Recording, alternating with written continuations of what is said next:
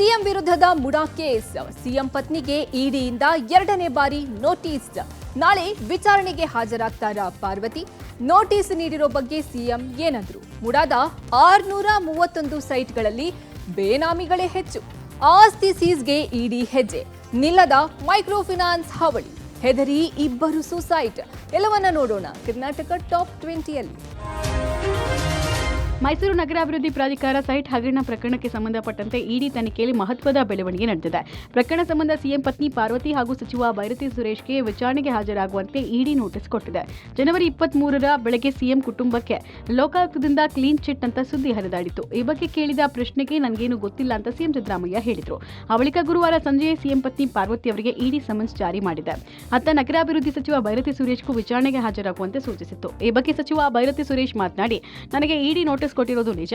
ಪ್ರಕರಣ ಕೋರ್ಟಲ್ಲಿರೋದ್ರಿಂದ ಸದ್ಯಕ್ಕೆ ಏನೂ ಹೇಳಲಾರೆ ಅಂತ ಅಂದ್ರು.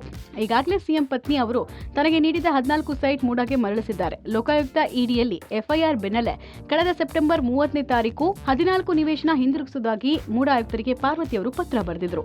ನೋಟಿಸ್ ಬಂದಿದೆ, ಕೋರ್ಟ್ಗೆ ಹೋಗಿದೆ. ಕೋರ್ಟ್ಗೆ ಹೋಗಿದೆ, ನೋಡೋಣ ವಿಲ್ಸಿ. ಏನು ಹೇಳಲ್ಲ, ಈಗ ನೋಡೋಣ ವಿಲ್ಸಿ.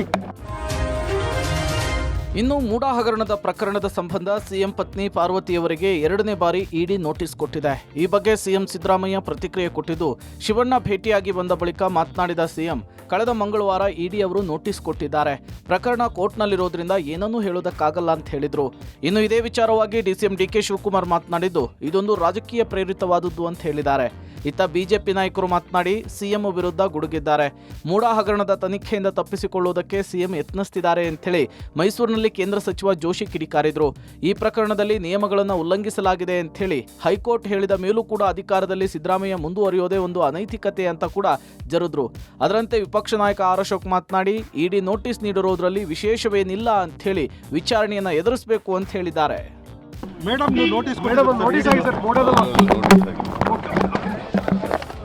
ಮೂಡಾ ಹಗರಣದಲ್ಲಿಯೂ ಸಹಿತ ಏನಾದರೂ ಮಾಡಿ ತನಿಖೆಯಿಂದ ತಪ್ಪಿಸಿಕೊಳ್ಬೇಕಂತ ಪ್ರಯತ್ನ ಮಾಡ್ತಾ ಇದ್ದಾರೆ ಹೊರತಾಗಿ ಅದರಲ್ಲಿ ಸತ್ಯಾಸತ್ಯತೆಯನ್ನು, ಯಾಕಂದರೆ ಅವರು ರಾಜ್ಯದ ಉಚ್ಚ ನ್ಯಾಯಾಲಯ ಇದರಲ್ಲಿ ಇರ್ರೆಗ್ಯುಲಾರಿಟೀಸ್ ಆಗಿದೆ ಅಂತ ಹೇಳಿದ ನಂತರ ಅಧಿಕಾರದಲ್ಲಿ ಮುಂದುವರಿತಾ ಇರುವುದೇ ಒಂದು ಅತ್ಯಂತ ಅನೈತಿಕ. ಮೂಡಾ ಹಗರಣಕ್ಕೆ ಸಂಬಂಧಪಟ್ಟಂತೆ ಇಡಿ 142 ಸ್ಥಿರಾಸ್ತಿಗಳನ್ನು ಈಗಾಗಲೇ ಜಪ್ತಿ ಮಾಡಿದೆ. 631 ಹೆಚ್ಚುವರಿ ನಿವೇಶನಗಳನ್ನು ಜಪ್ತಿ ಮಾಡುವ ಸಾಧ್ಯತೆ ಇದೆ. ಈ 631 ಸೈಟ್ಗಳಲ್ಲಿ ಬೇನಾಮಿ ನಿವೇಶನಗಳೇ ಹೆಚ್ಚಿದೆ. ಜನಪ್ರತಿನಿಧಿಗಳು ಮತ್ತು ಅಧಿಕಾರಿಗಳ ಬೇನಾಮಿಗಳೇ ಹೆಚ್ಚಿರೋದು ಗೊತ್ತಾಗಿದೆ. ಇವರ ಹೆಸರಲ್ಲಿ ಕೆಲವು ಪ್ರತಿಷ್ಠಿತ ಉದ್ಯಮಿಗಳು ಕೂಡ ಸೈಟ್ ಪಡೆದಿರುವುದು ತಿಳಿದು ಬಂದಿದೆ. ಹೀಗಾಗಿ ಈ ವಾರವೇ ಇಡಿ ಎಲ್ಲಾ ಸೈಟ್ಗಳನ್ನು ಸೀಸ್ ಮಾಡುವ ಸಾಧ್ಯತೆ ದಟ್ಟವಾಗಿದೆ ಎನ್ನಲಾಗ್ತಿದೆ. ಮೂಡಾದ ಅಂದಾಜು 300 ಕೋಟಿ ರೂಪಾಯಿ ಮೌಲ್ಯದ 142 ಸ್ಥಿರಾಸ್ತಿಗಳನ್ನ ಇಡಿ 2 ವಾರಗಳ ಹಿಂದೆನೇ ಮುಟ್ಟುಗೋಲು ಹಾಕಿಕೊಂಡಿತ್ತು. ನಂತರ ಉಳಿದ ಸೈಟ್ಗಳ ವಿವರ ಶೀಘ್ರ ಕಳುಹಿಸುವಂತೆ ಮೂಡಾಗೆ ಸೂಚಿಸಿತ್ತು. ಅದರಂತೆ ಇದೀಗ ಮೂಡಾ ಆಯುಕ್ತರು ವಿವರಗಳನ್ನು ಕಳಿಸಿಕೊಟ್ಟಿದ್ದಾರೆ. 2 ವಾರಗಳ ಹಿಂದೆ ಜಪ್ತಿ ಮಾಡಿರುವ 142 ಸೈಟ್ ಪಟ್ಟಿಯನ್ನ ಸಬ್ ರಿಜಿಸ್ಟರ್ ಕಚೇರಿಗೆ ಕಳುಹಿಸಿದ ಇಡಿ ಅವುಗಳನ್ನು ಮರು ಮಾರಾಟ ಮಾಡದಂತೆ ಸೂಚನೆಯನ್ನ ಕೊಟ್ಟಿದೆ. ಸುಮಾರು 10ಕ್ಕೂ ಅಧಿಕ ಮೈಕ್ರೋ ಫೈನಾನ್ಸ್ ಕಂಪನಿಗಳಿಂದ ಗ್ರಾಮಸ್ಥರ ಹೆಸರಲ್ಲಿ ಸಾಲ ಪಡೆದು ಅದನ್ನು ಮರಳಿಸದೆ ಹಣದ ಸಮೇತ ದಂಪತಿಗಳು ಪರಾರಿಯಾದ ಘಟನೆ ತುಮಕೂರು ಜಿಲ್ಲೆಯ ಮಧುಗಿರಿ ತಾಲೂಕಿನ ಪುರವರ ಹೋಬಳಿಯ ದೊಡ್ಡ ಹೊಸಹಳ್ಳಿ ಗ್ರಾಮದಲ್ಲಿ ನಡೆದಿದೆ. ಇದೇ ಗ್ರಾಮದ ಪ್ರತಾಪ್ ಮತ್ತು ರತ್ನಮ್ಮ ಅನ್ನೋರು ವಂಚನೆ ಮಾಡಿದ ದಂಪತಿ ಸುಮಾರು 35 ಮಂದಿಯ ಆಧಾರ್ ಕಾರ್ಡ್, ಇತರೆ ದಾಖಲೆ ಪಡೆದಿದ್ರು. 10 ಮೈಕ್ರೋ ಫೈನಾನ್ಸ್ ಕಂಪನಿಗಳಿಂದ 45ರಿಂದ 50 ಲಕ್ಷದವರೆಗೂ ಸಾಲ ಮಂಜೂರು ಮಾಡಿಸಿದ್ರು. ಜನರಿಗೆ ಮಂಜೂರಾದ ಹಣ ಪಡೆದು ನಾವೇ ಸಾಲದ ಹಣ ಕಟ್ಕೊಂಡು ಹೋಗ್ತೇವೆ ಅಂತ ನಂಬಿಸಿ ಮೋಸ ಮಾಡಿದ್ದಾರೆ ಅಂತ ಇಲ್ಲಿನ ಗ್ರಾಮಸ್ಥರು ಆರೋಪಿಸಿದ್ದಾರೆ. ಈ ವಂಚಕ ದಂಪತಿಗೆ ಮೈಕ್ರೋ ಫೈನಾನ್ಸ್ ಕಂಪನಿ ಜೊತೆಗೆ ಒಡನಾಟ ಇಟ್ಕೊಂಡು ಪ್ರಾರಂಭದಲ್ಲಿ ಕೆಲವರಿಗೆ ಸಾಲ ಕೊಡಿಸಿದ್ರು. ನಂತರ ಗ್ರಾಮದ 35 ಮಂದಿ ಸಾಲ ಕೊಡಿಸಿದ್ದಾರೆ. ಪ್ರತಿ ತಿಂಗಳು ನಾವೇ ಈ ಹಣವನ್ನ ಕಟ್ಕೊಂಡು ಹೋಗ್ತೇವೆ ಅಂತ ನಂಬಿಸಿ ಹಣದ ಸಮೇತ 2 ತಿಂಗಳ ಹಿಂದೆ ಪರಾರಿಯಾಗಿದ್ದಾರೆ. ಇದೀಗ ಮೈಕ್ರೋ ಫೈನಾನ್ಸ್ ಕಂಪನಿಗಳು ಸಾಲ ಮರುಪಾವತಿ ಮಾಡುವಂತೆ ಗ್ರಾಮಸ್ಥರಿಗೆ ನೋಟಿಸ್ ಜಾರಿ ಮಾಡಿದೆ. ರಾಜ್ಯದಲ್ಲಿ ಮೈಕ್ರೋ ಫೈನಾನ್ಸ್ ಕಿರುಕುಳದ ಬೆನ್ನಲ್ಲೇ ಬೆಂಗಳೂರಿನಲ್ಲಿ ಮೀಟರ್ ಬಡ್ಡಿಕೋರರ ಟಾರ್ಚರ್ ಶುರುವಾಗಿದೆ. ಫೋನ್ ಪೇ ಮೂಲಕ ಫೈನಾನ್ಸ್ ಮಾಡುವ ಈ ಗ್ಯಾಂಗ್ ಬಡ್ಡಿ, ಚಕ್ರಬಡ್ಡಿ ಹೆಸರಲ್ಲಿ ಸಾಲಗಾರರಿಗೆ ನಿತ್ಯ ಟಾರ್ಚರ್ ಕೊಡ್ತಾ ಇದೆ. ಜ್ಞಾನಭಾರತಿ ಪೊಲೀಸ್ ಠಾಣಾ ವ್ಯಾಪ್ತಿಯಲ್ಲಿ ಮೀಟರ್ ಬಡ್ಡಿಕೋರರ ಟಾರ್ಚರ್ಗೆ ಸಾಲಗಾರರು ನಲುಗಿ ಹೋಗಿದ್ದಾರೆ. ಜ್ಞಾನಜ್ಯೋತಿ ನಗರದಲ್ಲಿ ಮಂಗಳಮ್ಮ, ಶಶಿಕಲಾ ಹಾಗೂ ಕೆಲವರ ಗ್ಯಾಂಗ್ ಖಾಸಗಿ ಫೈನಾನ್ಸ್ ಮಾಡ್ತಾ ಇದ್ದಾರಂತೆ. ಖಾಲಿ ಚೆಕ್ಗೆ ಸಹಿ ಹಾಕಿಸಿಕೊಂಡು ವಾರಕ್ಕೆ 10% ನಂತೆ ಬಡ್ಡಿ ಪೀಕ್ತಾ ಇರುವ ಆರೋಪ ಕೇಳಿ ಬಂದಿದೆ. ಸರಿಯಾಗಿ 1 ವಾರಕ್ಕೆ ಹಣ ವಾಪಸ್ ಕೊಡದೇ ಇದ್ರೆ ಬಡ್ಡಿಗೆ, ಚಕ್ರಬಡ್ಡಿ ಹೆಸರಲ್ಲಿ ಲಕ್ಷಾಂತರ ರೂಪಾಯಿ ವಸೂಲಿ ಮಾಡ್ತಾ ಇದ್ದಾರಂತೆ. ಹಣ ಕೊಡೋದು ಸ್ವಲ್ಪ ತಡವಾದ್ರೂ ಮನೆಗೆ ಬಂದು ಗಲಾಟೆ ಮಾಡೋದು, ಹಲ್ಲೆ ಮಾಡೋದು ಮಾಡಲಾಗ್ತಾ ಇದೆಯಂತೆ. ಬಡ್ಡಿಕೋರರ ಕಿರುಕುಳಕ್ಕೆ ಬೇಸತ್ತು ಮಹಿಳೆಯರು ಕಣ್ಣೀರು ಹಾಕ್ತಾ ಇದ್ದಾರೆ. ಎಷ್ಟು ಬಡ್ಡಿ ಜಾಸ್ತಿ ಆಗೋಗಿದೆ ಸರ್. 1 ಲಕ್ಷ ತೊಗೊಂಡ್ರೆ ವಾರಕ್ಕೆ 10,000 ರೂಪಾಯಿ ಬಡ್ಡಿ ಥರ ಇದು ಮಾಡ್ತಾರೆ. 1 ವಾರ 2 ವಾರ ಸ್ಟಾಪ್ ಮಾಡಿದ್ರೆ ಮನೆ ಹತ್ರ ಬಂದು ಕೂಗಾಡೋದು, ಜಗಳ ಮಾಡೋದು ಎಲ್ಲ ಥರ ಮಾಡ್ತಿದ್ದಾರೆ. ಊಟ ಮಾಡೋಕ್ಕಾಗಲ್ಲ ಸರ್. ಯಾರು ಬರ್ತಾರೆ ಯಾರು ಹೋಗ್ತಾರೆ ಅನ್ನೋದು ಬಾಗಿಲು ಗೇಟ್ ಸೌಂಡ್ ಆಯ್ತದೇ ಭಯ ಬಂದ್ಬಿಡುತ್ತೆ ಸರ್. ಎಷ್ಟೋ ಸರಿ ನಾನು ಏನೋ ಮಾಡ್ಕೊಂಡು ಬಿಡಬೇಕು ಅನ್ನೋ ಒಂದು ಮಟ್ಟಿಗೆ ಬರ್ದಿಟ್ಟಿದ್ದೀನಿ ಸರ್. ಎಲ್ಲರದು ಬರ್ದಿಟ್ಟಿದ್ದೀನಿ ಹೆಸರುಗಳು. ಅಷ್ಟು ಟಾರ್ಚರ್ ಕೊಡ್ತಾ ಇದ್ದಾರೆ. 45 ತೊಗೊಂಡಿರೋ ಅಮೌಂಟು ಇಂಟ್ರೆಸ್ಟ್ಗಳೇ ಅಸ್ಲಿಗೆ ಬಂದ್ಬಿಟ್ಟಿದೆ. ತೊಗೊಂಡಿರೋ ಅಮೌಂಟು ನನಗೆ ಕಟ್ಟೋಕ್ಕಾಗ್ತಾ ಇಲ್ಲ ಅಂತ ಕಂಪ್ಲೇಂಟ್ ಕೊಟ್ಟರೆ ಸ್ಟೇಷನ್ನಲ್ಲಿ ಏನು ನೋ ಯೂಸ್. ಉತ್ತರ ಪ್ರದೇಶದ ಪ್ರಯಾಗ್ರಾಜ್ನಲ್ಲಿ ಮಹಾಕುಂಭ ಮೇಳ ನಡೀತಾ ಇದೆ. ಇವತ್ತು ಪ್ರಯಾಗ್ರಾಜ್ಗೆ ಕೇಂದ್ರ ಗೃಹ ಸಚಿವ ಅಮಿತ್ ಶಾ ಭೇಟಿ ಕೊಟ್ಟು ಸಾಧುಗಳ ಜೊತೆಗೆ ಮಹಾಕುಂಭ ಮೇಳದಲ್ಲಿ ಪವಿತ್ರ ಸ್ನಾನವನ್ನು ಮಾಡಿದ್ದಾರೆ. ತ್ರಿವೇಣಿ ಸಂಗಮದಲ್ಲಿ ಪವಿತ್ರ ಸ್ನಾನ ಮಾಡಿದ ನಂತರ ಅವರು ಬಡೆ ಹನುಮಾನ್ಜಿ ದೇವಸ್ಥಾನ ಮತ್ತು ಅಭಯವತಿಗೆ ಭೇಟಿ ಕೊಟ್ಟಿದ್ರು.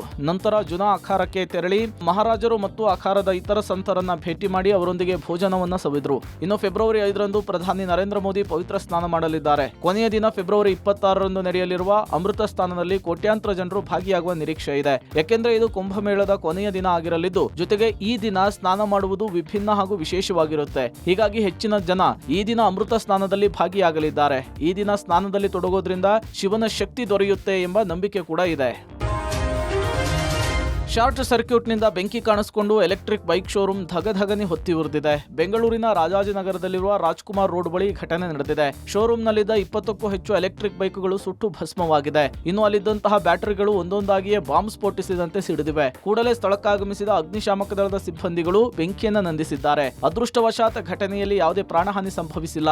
ಶುಕ್ರ ಮೋಟಾರ್ ಸೇರಿದ ಶೋರೂಮ್ಗೆ ಬೆಂಕಿ ಬಿದ್ದಿದ್ದು ಒಕಿನೋವಾ ಕಂಪನಿಯ ಇವಿ ವೆಹಿಕಲ್ ಸುಟ್ಟು ಬೂದಿಯಾಗಿದೆ. ಇನ್ನು ಇದೇ ವಿಚಾರವಾಗಿ ಆರ್ಟಿಒ ಅಧಿಕಾರಿ ಮಾತನಾಡಿ ಕಳಪೆ ಗುಣಮಟ್ಟದ ಬ್ಯಾಟರಿ ಬಳಕೆಯಿಂದ ಈ ಅವಘಡ ನಡೆದಿದೆ ಅಂತ ತಿಳಿಸಿದ್ದಾರೆ. ಹೆಚ್ಚಿನ ಒಂದು ಪವರ್ ಇರ್ತಕ್ಕಂಥ ಬ್ಯಾಟರಿಯನ್ನು ಅದರಲ್ಲಿ ಹಾಕಿ ಟ್ಯಾಂಪರ್ ಮಾಡ್ತಾರೆ. ಸೊ ಇದರ ಬಗ್ಗೆ ನಮ್ಮ ಸಾರ್ವಜನಿಕರು ಎಚ್ಚೆತ್ತುಕೊಂಡು ಸುರಕ್ಷತೆ ದೃಷ್ಟಿಯಿಂದ ತುಂಬ ಅಪಾಯಕಾರಿ ಇದು.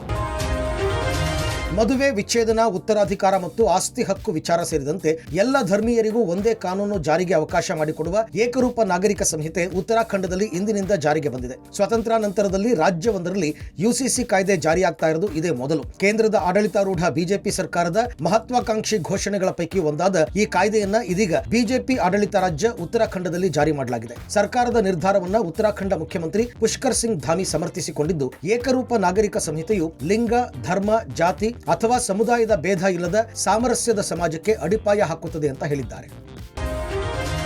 ಮುಖ್ಯಮಂತ್ರಿ ಸಿದ್ದರಾಮಯ್ಯನವರು ಇವತ್ತು ಖ್ಯಾತ ನಟ ಶಿವರಾಜ್ ಕುಮಾರ್ ಅವರನ್ನ ನಾಗಾವರದಲ್ಲಿರುವ ಅವರ ನಿವಾಸಕ್ಕೆ ಭೇಟಿ ಕೊಟ್ಟು ಆರೋಗ್ಯವನ್ನ ವಿಚಾರಿಸಿದ್ರು. ನಂತರ ಮಾಧ್ಯಮಗಳೊಂದಿಗೆ ಮಾತನಾಡಿದ ಅವರು, ಶಿವರಾಜ್ ಕುಮಾರ್ ಅವರು ಶಸ್ತ್ರಚಿಕಿತ್ಸೆಯ ನಂತರ ಕ್ಷೇಮವಾಗಿ ತಾಯ್ನಾಡಿಗೆ ಮರಳಿದ್ದಾರೆ. ಹೀಗಾಗಿ ಅವರ ಆರೋಗ್ಯವನ್ನು ವಿಚಾರಿಸಲು ಶಿವರಾಜ್ ಕುಮಾರ್ ನಿವಾಸಕ್ಕೆ ತೆರಳಿ ಭೇಟಿ ಮಾಡಿ ಆರೋಗ್ಯ ವಿಚಾರಿಸಿದೆ. ಅವರ ಶಸ್ತ್ರಚಿಕಿತ್ಸೆಯ ಮರುದಿನವೇ ಕರೆ ಮಾಡಿ ಆರೋಗ್ಯ ವಿಚಾರಿಸಿದಾಗ ಶಸ್ತ್ರಚಿಕಿತ್ಸೆ ಯಶಸ್ವಿಯಾಗಿದ್ದು ತೊಂದರೆ ಇಲ್ಲ ಅಂತ ತಿಳಿಸಿದ್ರು. ಮುಂದಿನ ತಿಂಗಳಿನಿಂದ ಚಿತ್ರೀಕರಣಕ್ಕೆ ತೆರಳುವುದಾಗಿ ತಿಳಿಸಿದ್ದಾರೆ ಅಂತ ಹೇಳಿ ಮುಖ್ಯಮಂತ್ರಿಗಳು ಇದೇ ಸಂದರ್ಭದಲ್ಲಿಯೇ ಹೇಳಿದ್ದಾರೆ.